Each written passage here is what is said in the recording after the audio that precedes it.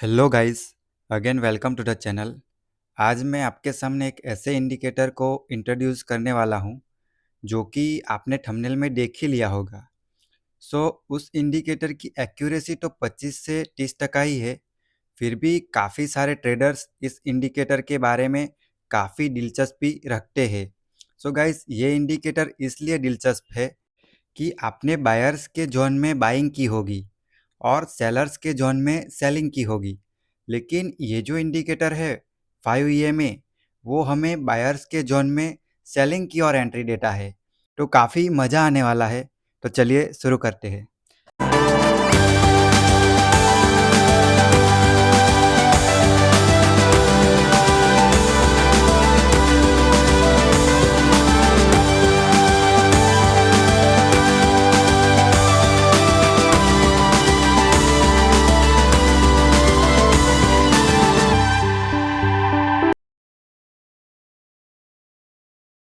Guys, हम यहाँ पे 5 EMA के इंडिकेटर को इन डिटेल देखने वाले हैं और बारीक से बारीक चीज़ पे हम चर्चा करने वाले हैं। यहाँ पे पहले तो आपको 5 EMA का इंडिकेटर लगाना है।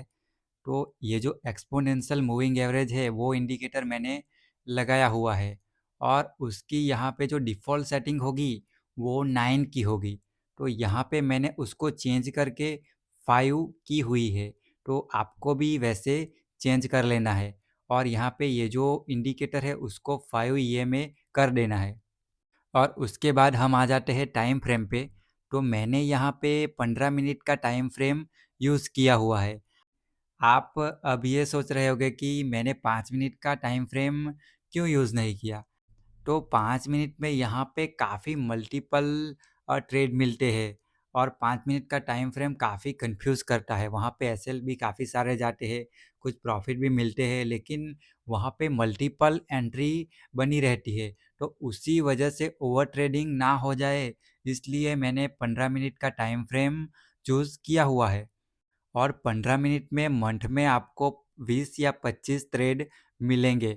कोई दिन आपको ट्रेड मिलेगा, कोई दिन आपको ट्रेड नहीं मिलेगा। मैक्सिमम ट्रेड यहाँ पे 4 बन सकते हैं पर डे। तो यहाँ पे कुल मिलाकर आपको मंथ में 20 या 25 ट्रेड इंट्राडे में मिलेंगे। तो आप वहाँ पे ओवर ट्रेडिंग कर ही नहीं सकते, ओवर ट्रेडिंग करने का कोई चांस ही नहीं है। उसी वजह से 15 मिनट को मैंने चूज़ किया है और 15 मिनट की एक्यूरेसी भी अच्छी है। आप यही सोच रहे होंगे कि 15 मिनट में तो काफ़ी सारे प्रीमियम डीके हो जाते हो, तो 15 मिनट में ट्रेड करने का क्या सेंस बनता है। तो आपको यहाँ पे ये नहीं देखना है कि 15 मिनट टाइम फ्रेम काफ़ी बड़ा है और यहाँ पे प्रीमियम कम हो जाते होंगे। मार्केट यहाँ पे ड्रास्टिकली अप जाता है और उसके बाद हमें ट्रेड करना होता है 5 EMA में। तो यहाँ पे प्रीमियम अप जाने के बाद अच्छे ही मिलते हैं। ऊपर की साइड अगर मार्केट चला गया और आपको सी सेल करना है तो आपको अप साइड मार्केट में प्रीमियम अच्छे ही मिलेगी और उसको हमें डीके कराना है। तो आप समझ गए होंगे कि 15 मिनट यहाँ पे मैटर नहीं करती है। उसके बाद हम देख लेते हैं कि इस स्ट्रेटजी पे एंट्री कैसे करनी है और उसके बाद हम देखेंगे कि इस स्ट्रेटजी पे एंट्री करने का लॉजिक क्या रहता है। तो ये जो यहाँ पे येलो कलर की लाइन आपको दिख रही होगी वो 5 EMA का इंडिकेटर है। तो हम इस कैंडल से स्टार्ट करते हैं। तो हम क्या देखेंगे कि अगर ये जो कैंडल बनी हुई होती है वो रेड हो या फिर ग्रीन हो। वो रेड भी हो सकती है, वो ग्रीन भी हो सकती है, वो कुछ भी हो सकता है। लेकिन वो जो कैंडल बनी हुई होती है उसका लो जो होता है, ये जो कैंडल का लो होता है वो 5 EMA पे टच नहीं हुआ होना चाहिए। तो यहाँ पे ये जो हम कैंडल देख रहे हैं ग्रीन कलर की, उसका लो यहाँ पे 5 EMA पे टच हुआ है। तो वो हम वहाँ पे एंट्री नहीं करेंगे। तो हमें यहाँ पे एंट्री कैसे करनी है, जैसे कि ये 5 EMA का इंडिकेटर है। तो उसके बाद जो कैंडल बनती है वो यहाँ पे 5 EMA को टच नहीं किया होना चाहिए। और उसके बाद वो कैंडल जो प्रीवियस कैंडल बनी उसकी दूसरी कैंडल उसका लो ब्रेक करे तो हम वहाँ पे एंट्री करेंगे। और ये जो कैंडल थी प्रीवियस उसको एसएल रख सकते हैं या फिर एसएल हम पॉइंट वाइज भी रख सकते हैं। सपोज करो कि ये इंडिकेटर है और यहाँ पे ये जो कैंडल है उसने टच किया है। तो उसके बाद की कैंडल अगर प्रीवियस कैंडल के लो को ब्रेक करती है तो हमें वहाँ पे एंट्री नहीं करनी है। हमें ऐसी ही कैंडल ढूंढनी है जो 5 ईएमए के इंडिकेटर से अलग हो। उसने 5 ईएमए के इंडिकेटर को टच नहीं किया हुआ होना चाहिए, और उसके बाद की कैंडल अगर वो प्रीवियस कैंडल का लो ब्रेक करती है तभी हम एंट्री करेंगे। वो अब हम प्रैक्टिकली देखते हैं। सो इस कैंडल से हम स्टार्ट करते हैं। तो ये जो कैंडल का लो है वो 5 ईएमए से टच हुआ है, तो उसी वजह से हम इस कैंडल को वैलिड नहीं मानेंगे। उसके बाद की कैंडल पे हम चले जाते हैं।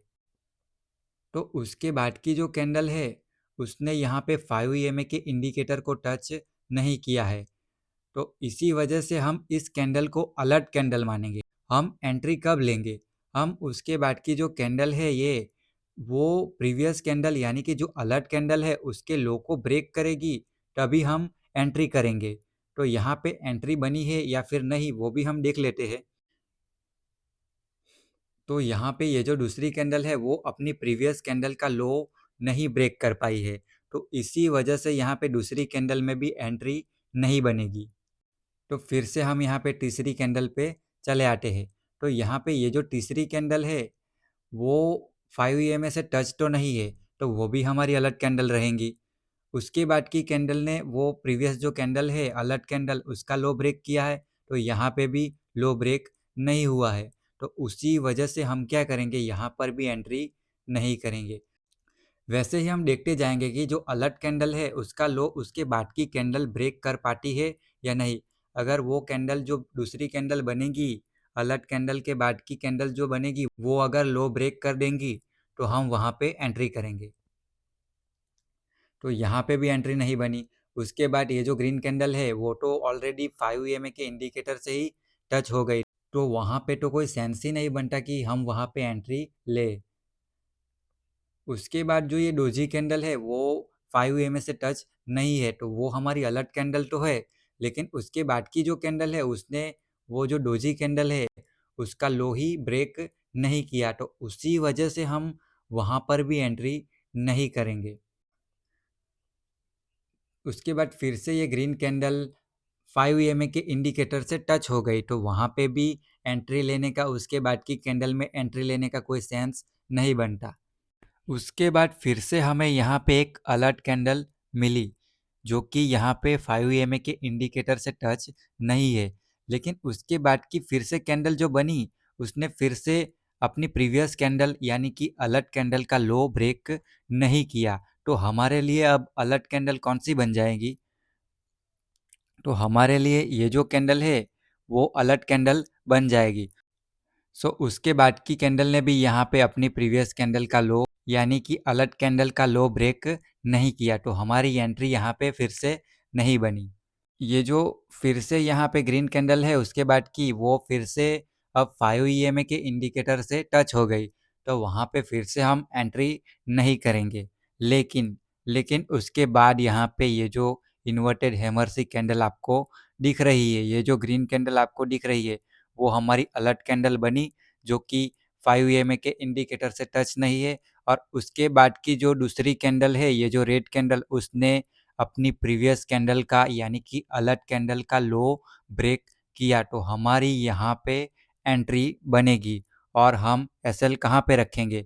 हम यहाँ पे ये जो कैंडल है उसके हाई पर एसएल रख सकते हैं, या फिर कैंडल बड़ी होती है तो हम वहाँ पे पॉइंट वाइज भी एसएल रख सकते हैं, जैसे कि 50 पॉइंट का एसएल बैंक निफ्टी में, 100 पॉइंट का एसएल, पॉइंट वाइज भी एसएल हम रख सकते हैं।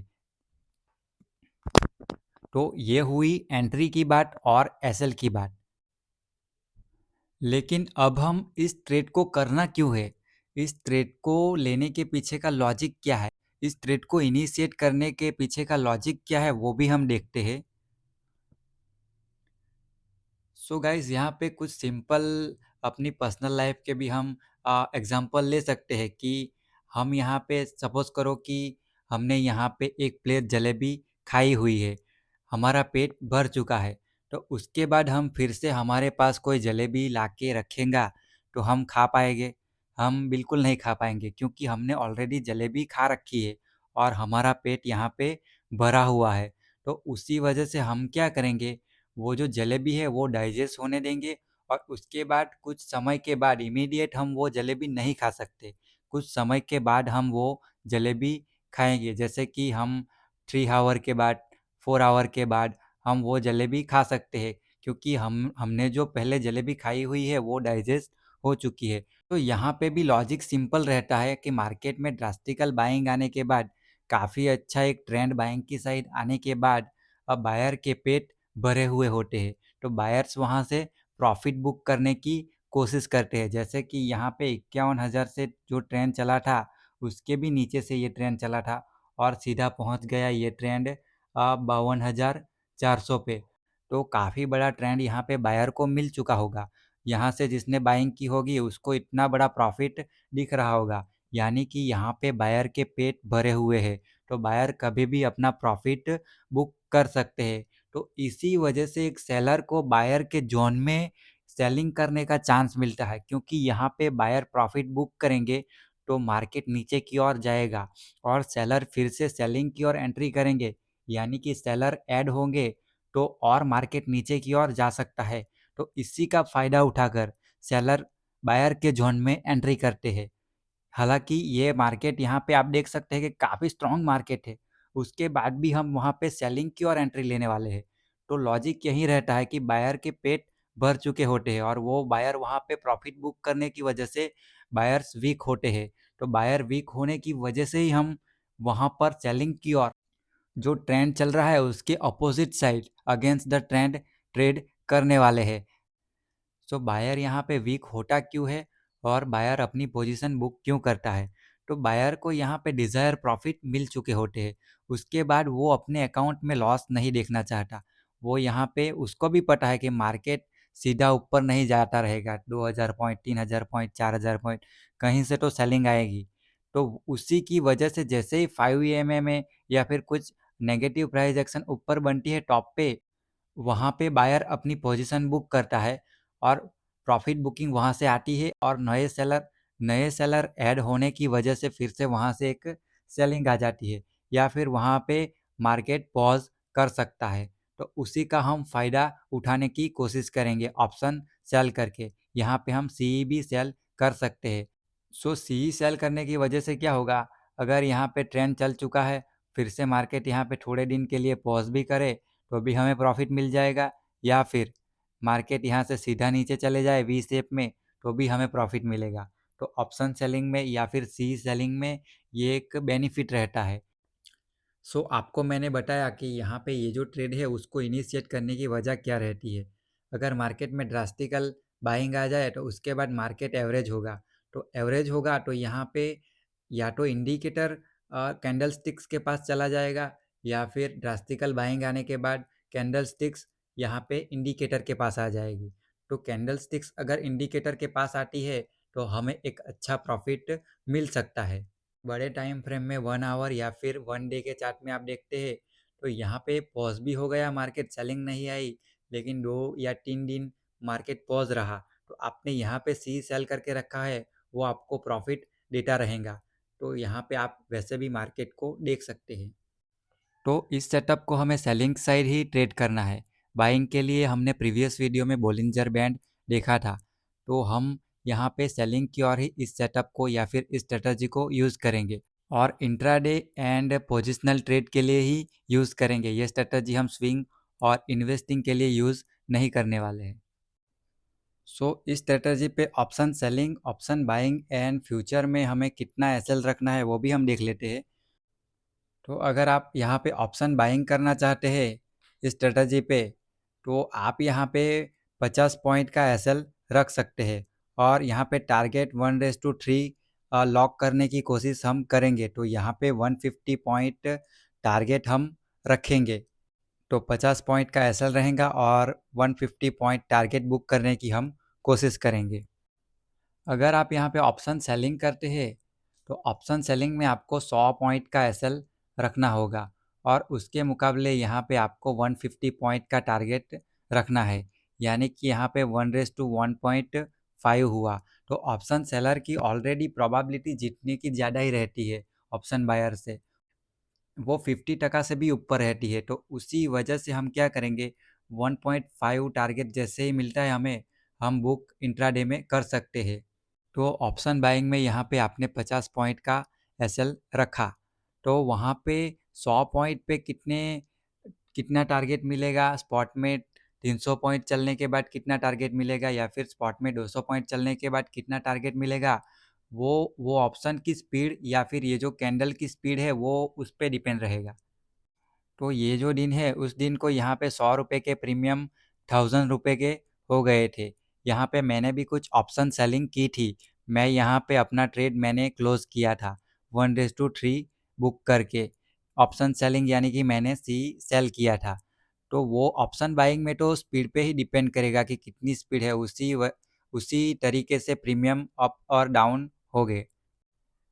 अगर आपने यहाँ पे ऑप्शन सेलिंग की हुई है और आपने यहाँ पे 100 पॉइंट का एसएल रखा है, तो मार्केट 300 पॉइंट नीचे जाएगा, उसके बाद ही आपको यहाँ पे 150 पॉइंट मिलेंगे। हालांकि मैंने उस दिन 50 पॉइंट का एसएल रखा हुआ था, उसी वजह से मुझे 1:3 मिला था, यानी कि मैं यहाँ पे अपना ट्रेड क्लोज कर चुका था। मैंने यहाँ पे अपना ट्रेड यहीं पे क्लोज किया था।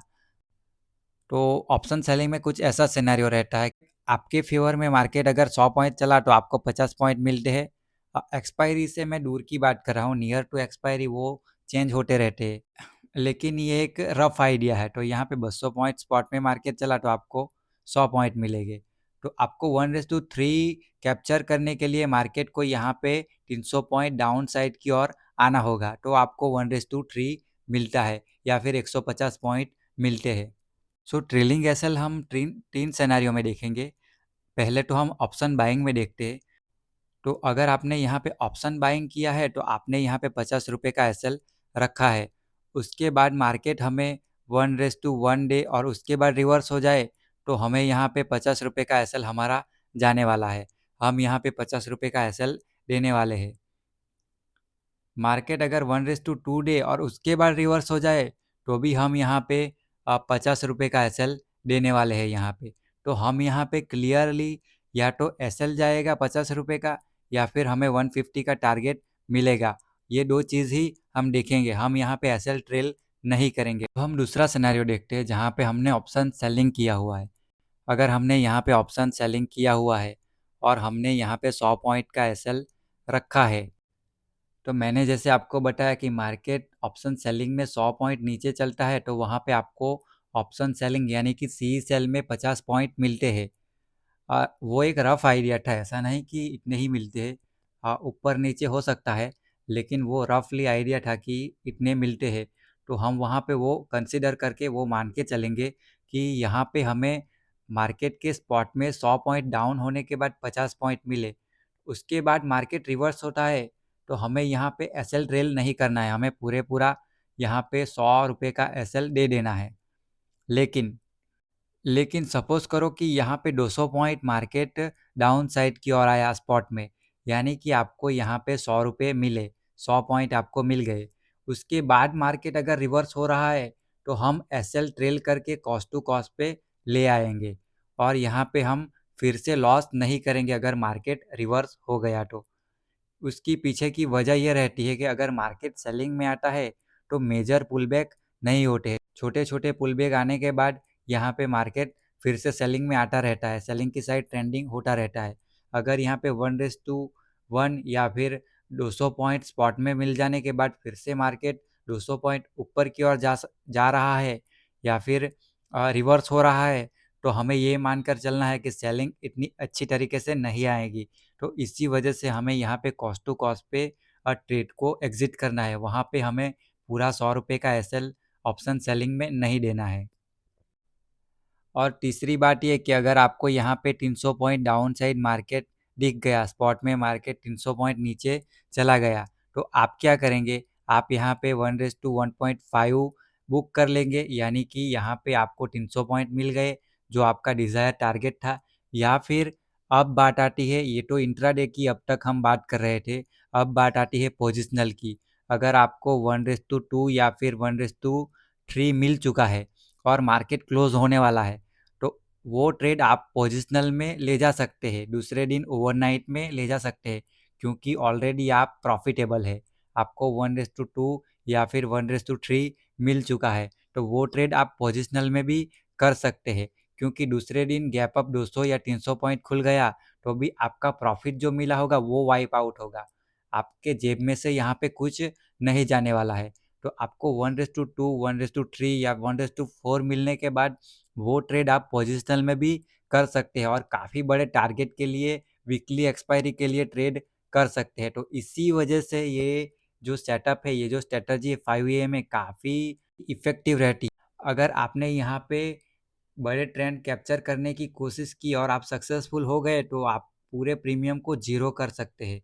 आपको यहाँ पे टॉप पे से जो प्रीमियम अच्छे प्रीमियम मिलते हैं उसको भी आप पोजिशनल में ले जाकर ज़ीरो करा सकते हैं। तो यहाँ पे यही खासियत है इस स्ट्रेटजी की। इसी वजह से काफ़ी सारे ट्रेडर टॉप पे से अच्छे प्रीमियम लेकर ऑप्शन सेलिंग में ऑप्शन सेल करने की कोशिश करते हैं। वहाँ से इस ट्रेंड को कैप्चर करने की कोशिश करते हैं और प्रीमियम को पूरा डीके कराने की कोशिश करते हैं। तो आप पोजिशनल में ऐसे भी ट्रेड कर सकते हैं। तो ये स्ट्रेटजी मैं आपके लिए समराइज़ कर देता हूँ कि हमने अभी तक इस पार्ट में क्या-क्या सीखा। दूसरा पार्ट भी 5 ईएमए पर ही आने वाला है, वो भी लाइव चार्ट पे होगा। काफ़ी सारे ट्रेड मैं आपको वहाँ पे भी दिखाऊँगा। ये तो यहाँ पे एंट्री, एग्ज़िट और लॉजिक था। सो पहले तो हमें यहाँ पे 5 ईएमए का इंडिकेटर लगाना है। जो इंडिकेटर होता है, उसमें जो डिफ़ॉल्ट सेटिंग होती है वो चेंज करके हमें 5 करनी रहती है और उसके बाद हमें यहाँ पे 15 मिनट का टाइम फ्रेम चूज़ करना है। वो क्यों मैंने आपको बताया। उसके बाद हमने एंट्री कैसे करनी है वो भी देखा और एसएल कहाँ पे लगाना है, ट्रेलिंग एसएल कैसे रखना है वो भी देखा और टारगेट कैसे बुक करने हैं वो भी हमने देखा। और उसके बाद हम ऑप्शन बाइंग में यहाँ पे 50 पॉइंट का एसएल रखेंगे। ऑप्शन सेलिंग अगर आप कर रहे हैं तो हम यहाँ पे 100 पॉइंट का एसएल रखेंगे और अगर आप फ्यूचर में ट्रेड कर रहे हैं तो वहाँ पे भी आप 100 पॉइंट का एसएल रखेंगे। ऑप्शन बाइंग में आप 1:3 यानी कि 150 पॉइंट अचीव करने की कोशिश करेंगे। ऑप्शन सेलिंग में ऑप्शन सेलर के जीतने की प्रोबेबिलिटी काफ़ी अच्छी रहती है, तो उसी वजह से हम यहाँ पे 150 पॉइंट ही कैप्चर करने की कोशिश करेंगे, जो कि हमारा बनेगा 1:1.5 और फ्यूचर में भी हम 1:3 यानी कि 300 पॉइंट कैप्चर करने की कोशिश करेंगे। सो गाइस, यहाँ पे ऑप्शन सेलिंग में भी 300 पॉइंट मार्केट चलने के बाद यहाँ पे मिलते तो 150 पॉइंट ही है। यानी कि ऑप्शन सेलिंग में भी अगर हम 50 पॉइंट का एसएल रखें तो 1:3 अचीव कर सकते हैं। लेकिन हमने यहाँ पे 100 पॉइंट का एसएल इसलिए रखा है कि ऑप्शन सेलर के लिए काफ़ी सारा लिवरेज मार्केट में है कि 100 पॉइंट का एसएल मार्केट को आपके पास लेने के लिए ऊपर की ओर 200 पॉइंट चलना होगा। तो आपका 100 पॉइंट एसएल जाएगा। तो आपने यहाँ पे सपोज करो कि एंट्री कर ली और उसके बाद मार्केट फिर से यहाँ पे वॉलेटाइल हो गया और 100 पॉइंट या 200 पॉइंट नहीं जा पाया, उसके बाद नीचे आया, तो आपको यहाँ पे जो वॉलेटिलिटी या फिर साइडवेज सा मार्केट स्ट्रेंथ ऑलरेडी मार्केट में 5 ईए में मिलने के बाद स्ट्रेंथ काफ़ी कम हो जाती है। तो यहाँ पे ऊपर वॉलेटिलिटी क्रिएट की, उसके बाद भी आपको आपका एसएल हिट नहीं होगा और वो वॉलेटिलिटी या फिर साइडवेज स्ट्रेंथ मार्केट में कम होगी तो उसका भी प्रीमियम डीके होता रहेगा और आपको वो भी प्रॉफिट मिलता रहेगा और उसके बाद अगर मार्केट नीचे आया तो आपको प्रॉफिट वहाँ पे मिल सकते हैं। तो ऑप्शन सेलर के लिए मार्केट में लिवरेज थोड़ी सी रहती है, तो उसी वजह से हमने यहाँ पे एसएल को बढ़ाया है। इसी वजह से हमने एसएल को यहाँ पे 100 रुपये का किया है, 50 रुपये का नहीं किया हुआ है। और ऑप्शन सेलर की यहाँ पे जीतने की प्रोबेबिलिटी 66% है।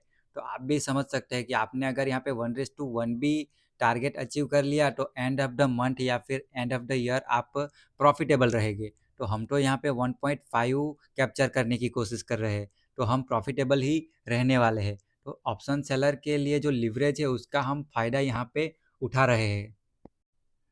इसी टॉपिक पे हमारा दूसरा पार्ट आने वाला है। ये वीडियो काफ़ी लंबी हो जाएगी, इसी वजह से मैंने उसको यहाँ पे ऐड नहीं किया है। तो वहाँ पे हम क्वांटिटी कहाँ पे फुल करनी है, कहाँ पे हमें हाफ क्वांटिटी ट्रेड करनी है, कंसेक्यूटिव कैंडल 5 ईएमए पर कैसे ट्रेड करनी है, गैप्स कैसे ट्रेड करने हैं और वी और एम शेप में सेलिंग कैसे आती है, बाकी बचे हुए टॉपिक पर हम चर्चा करेंगे वहाँ पे भी। वीडियो काफ़ी लंबी होगी, इसी वजह से मैं इस टॉपिक को यहाँ पे ख़त्म कर रहा हूँ। दूसरा पार्ट हमारा 5 ईएमए पर ही होगा और वहाँ पे हम काफ़ी सारे चार्ट देखने वाले हैं और काफ़ी सारे ट्रेड देखने वाले हैं। तो इस वीडियो को मैं यहीं पे ख़त्म करता हूँ।